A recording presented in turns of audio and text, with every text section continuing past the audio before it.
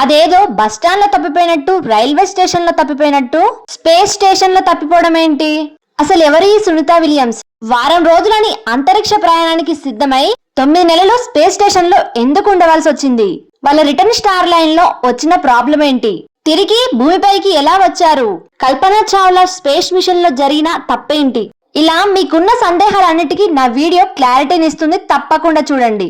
గతేడాది అంటే 2024 June 5న Sunitha Williams, Butch ఇద్దరు సహాయక సిబ్బందితో స్పేస్ వాక్ చేయడానికి బోయింగ్ తయారు చేసిన ఇంటర్నేషనల్ స్పేస్ స్టార్ లైన్ లో అంతరిక్షంలోకి చేరుకున్నారు. వీటి నిర్వహణ బాధ్యత మొత్తం అమెరికా పరిశోధన సంస్థ అయిన నాసాది.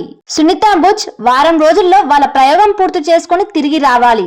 వాళ్ళు రిటర్న్ అయ్యే స్టార్ లైన్ లో హీలియం లీకేజ్ జరిగి టెక్నికల్ ఇష్యూస్ వచ్చాయి.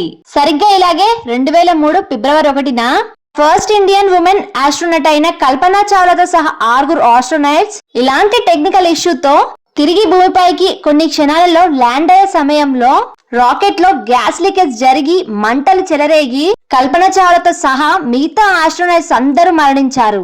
ఆ తప్పు పూర్తిగా నాసా నిర్వహణ లోపమేనని ప్రపంచం మొత్తం దూషించింది. అలాంటి తప్పు మళ్లీ జరగొద్దని, టెక్నికల్ ఇష్యూస్ పూర్తిగా సాల్వ్ చేసుకుని రావాలి అని నాసా ఆదేశం ఇవ్వడంతో వాళ్ళ తిరిగి ప్రయాణం వారం రోజులు కాస్త నెల కాస్త 9 నెలల సమయం పట్టింది. క్రిస్మస్, దీపావళి వేడుకలు కూడా వాళ్ళు అక్కడే జరుపుకున్నారు. డ్రాగన్ కార్గో క్యాప్సులస్ డ్రోన్స్ ద్వారా వాళ్ళ కొంత ఆహారాన్ని అందించగలిగారు. వాళ్ళ తిరిగి ప్రయాణం కూడా ఎలన్ మస్క్ నిర్వహించిన డ్రాగన్ క్యాప్సూల్ తో తిరిగి భూమిపైకి చేరుకున్నారు. మార్చి 19 తెల్లవారుజామున అమెరికాలోని ఫ్లోరిడా తీరంలో దిగారు.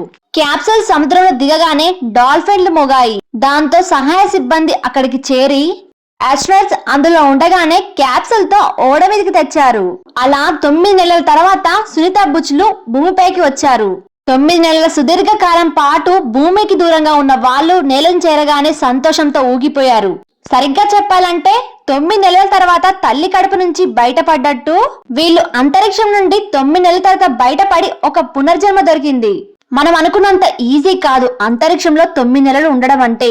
అక్కడ ఉండాలి అంటే కనీసం రోజుకు 3-4 గంటలు ఎక్సర్సైజ్ చేయాలి. అక్కడ గ్రావిటీ లేకపోవడం వల్ల ఎముకలలో, కండరాలలో శక్తి తగ్గిపోతుంది. రక్తం పలుచుగా మారి గుండెపోటు, రక్తపోటు వచ్చే అవకాశం ఉంది.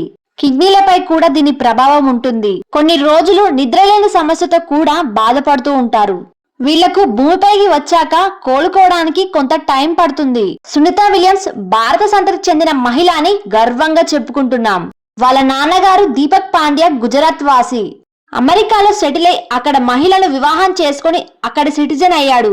భారతీయ మూలాలుండడంతో భారతీయులంతా గర్వపడుతున్నారు. ప్రస్తుతం తన వయసు 62 ఏళ్లు.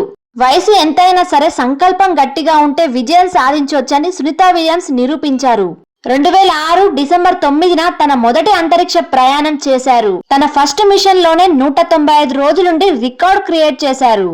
మొత్తం 7 స్పేస్ వాకులు చేశారు. ప్రస్తుతం స్పేస్ లో 286 రోజులున్న ఫస్ట్ ఉమెన్ ఆస్ట్రోనాట్ గా రికార్డ్ ఎక్కారు. ప్రస్తుతం అందరూ సునీత విలియమ్స్ ధైర్య సాహసాలు మోటివేషన్ గా తీసుకుంటున్నారు. సునీత విలియమ్స్ గురించి మీరేమనుకుంటున్నారో కామెంట్ చేయండి. వీడియో కనుక నచ్చితే please like and subscribe my channel. Thanks for watching.